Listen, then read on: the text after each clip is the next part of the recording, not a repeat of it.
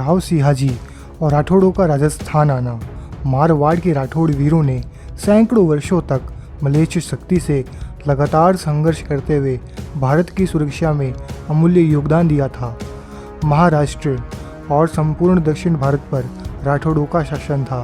बाद में यहाँ से चलकर राठौड़ कन्नौज पहुँचे और वहाँ शासन करते रहे और इस प्रकार 13वीं सदी में राठौड़ों का एक दल राव सिंहाजी के नेतृत्व में उत्तर प्रदेश के कन्नौज से राजस्थान आया। राव सिंहा के पिताजी सेतराम राठौड़ थे। यह कन्नौज के राजा जयचंद के पुत्र थे। इनका विवाह सोनगरा चौहानों की पुत्री से हुआ था। सेतराम राठौड़ लाखा जाडेजा के साथ हुई एक मुठभेड़ में मारे गए थे। सेतराम जी के पुत्र राव सिंहा एक वीर प्रकृति के क्षत्रिय थे। राव सिंहा का विवाह कोलूमड़ के जागीरदार सोलंकी ठाकुर की पुत्री पार्वती सोलंकी से हुआ था। राव सिंहा ने भीनमाल के ब्राह्मणों की मुस्लिम आक्रांताओं से रक्षा की थी और भीनमाल को जीतकर राव सिंहा ने ब्राह्मणों को दान में दिया था। राव सिंहा ने मेर व मीणाओं से पाली के पालीवाल ब्राह्मणों की स्थायी रक्षा की थी। राव सिंहा 1273 ईस्वी में पाली के पास बिट्ठू गांव में मुसलमानों से युद्ध करते हुए वीर गति को प्राप्त हुए थे। यह उनके स्मारक लेख से ज्ञात होता है। राव सिंहा के पुत्र आस्थान थे। आस्थान राठौड़ ने खेड़, जो उस समय गोहिलों के अधिकार में थी, उसको विजय कर अपनी राजधानी बनाया। इस प्रकार खेड़ राजस्थान में राठौड़ों की प्रथम राजधानी स्थापित हुई। राव आस्थान जलालुद्दीन फिरोज खिलजी द्वारा नाडोल और रणथंबोर के चौहानों पर किए गए आक्रमण के दौरान चौहानों की ओर से युद्ध करते हुए वीर गति को प्राप्त हुए थे।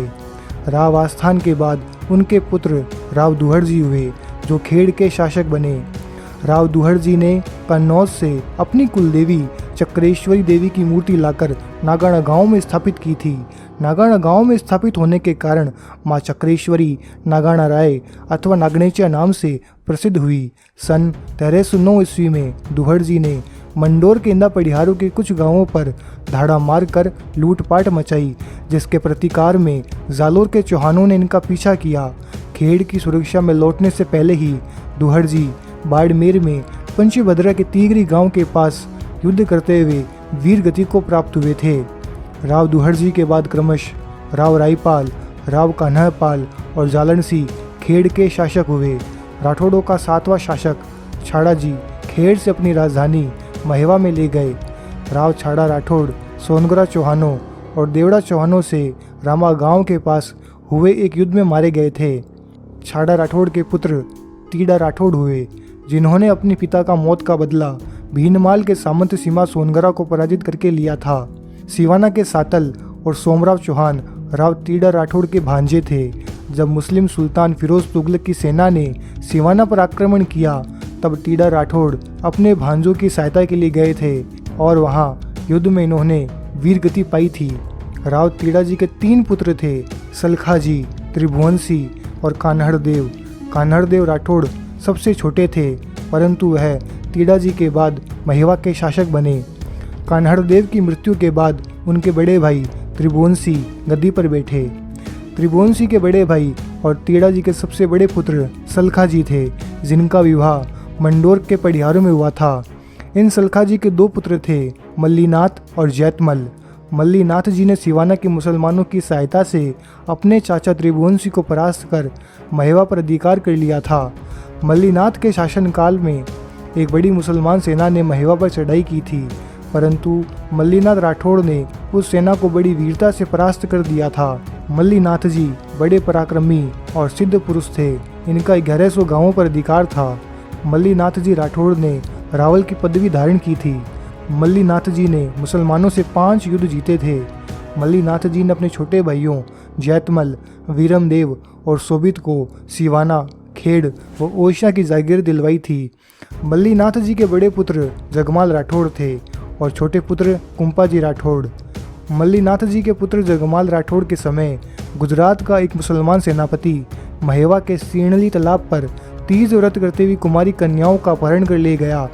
तब कुंवर जगमाल कन्याओं को छुड़वाने अपनी कुछ सेना के साथ गुजरात के लिए निकल पड़े। जगमाल राठौड़ ने कन्याओं को मुक्त करवा लिया और वापस आते समय मुस्लिम सेनापति की पुत्री गिंदोली का अपहरण कर लिया। और अपने साथ ले आए। जगमाल राठौड़ के पीछे पीछे मुस्लिम सेनापति और गुजरात की सेना महेवा पर आ गई और आक्रमण कर दिया। इस आक्रमण का जगमाल राठौड़ ने मुंह तोड़ जवाब दिया और मुस्लिम सेना को परास्त कर दिया।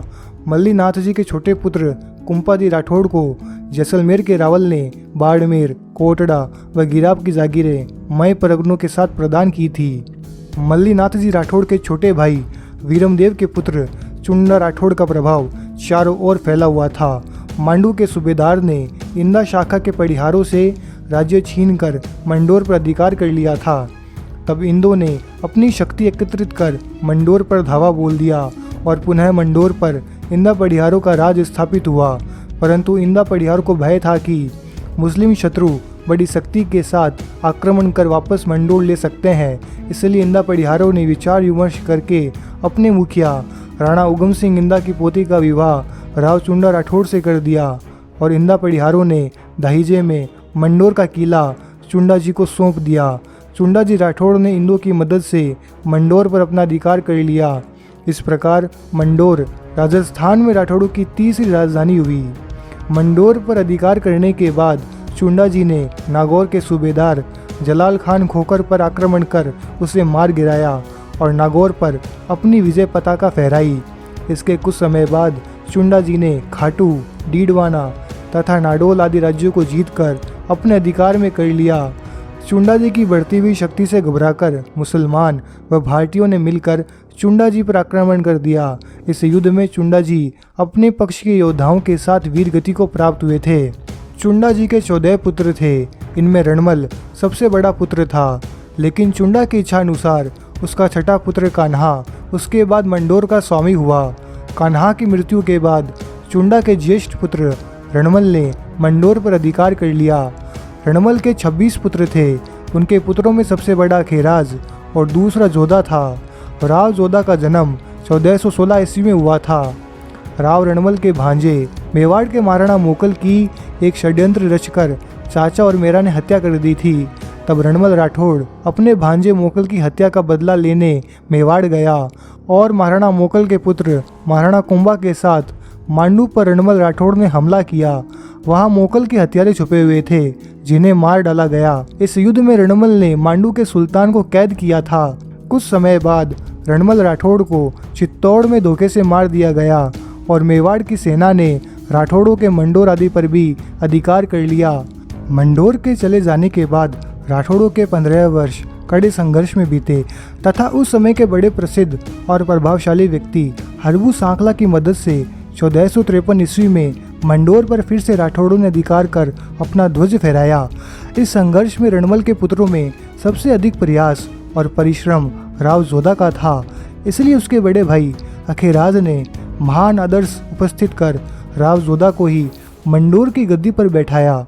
मेवाड़ की ओर से निश्चिंत होने के बाद राव जोधा ने 1459 ईस्वी में चिड़ियाटूंक नामक पहाड़ी पर किले की नींव लगाई और पहाड़ के नीचे अपने नाम से जोधपुर नगर बसाया तथा अपनी राजधानी मंडोर से जोधपुर में स्थानांतरित की।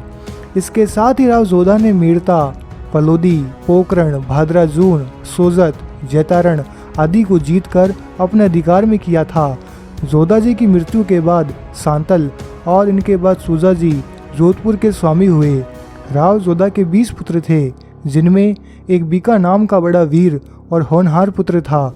बीका ने अपने चाचा कांदल की सहायता से नया राज्य कायम किया, जो आगे चलकर बीकानेर राज्य कहलाया। बीका के साथ उसका भाई बीदा भी था। इन दोनों भाइयों के वंशज बीका और बीदावत राठौड़ कहलाते हैं।